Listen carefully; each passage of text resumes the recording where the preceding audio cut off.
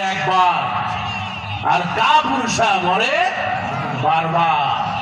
সিংহের মতো গর্জন দিয়ে একটা ঘন্টা বাঁচতে চায়, কাপুরুষের মতো শিয়ালের মতো 1000 বছর বাঁচতে চাই না। কথা বলবে বলতেই যদি হয় শহীদি মরণ চাই।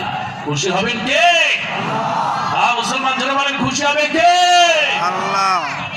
হাদি ভাইটার জন্য দোয়া করি, আল্লাহ তোমার কাছে সাহায্য চাই। আল্লাহ দয়া করে কোরআনের জন্য, ইসলামের জন্য, এদেশের মানুষের মুক্তিকামী মানুষের জন্য আয় আল্লাহ সকলেই তার জন্য দোয়া করেছে। আল্লাহ দোয়া করি দয়া করে তাকে তুমি হায়াত দাও, তার হায়াতটা বাড়ায় দাও বলে আল্লাহ দোয়া করছি।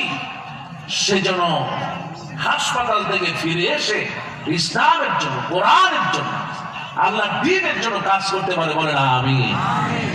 আমার ভাইয়েরা, হযরতে বেলাল রাদিয়াল্লাহু তাআলা, এই সেই বেলাল আমার আল্লাহ নবীর সাহাবী হযরতে আবু বকর বুকে জড়ায় নিয়েছে।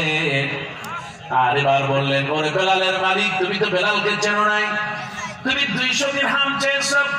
বেলাল জবান থেকে এসে আল্লাহর নাম নিয়েছে। এই আল্লাহর নামের এত মর্যাদা আর এত বরকত তুমি তো জানো না। ওরে বেলালের মালিক, বেলাল তোমার কাছে ছিল, জবান থেকে আহাদ আহাদ করার কারণে তাকে নির্যাতন করো। আজকে তুমি 200 দিরহাম চেয়েছো।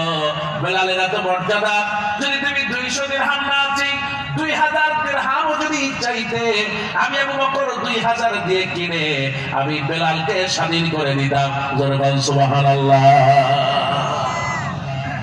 এই সেই বেলাল এত নির্যাতন সহ্য করে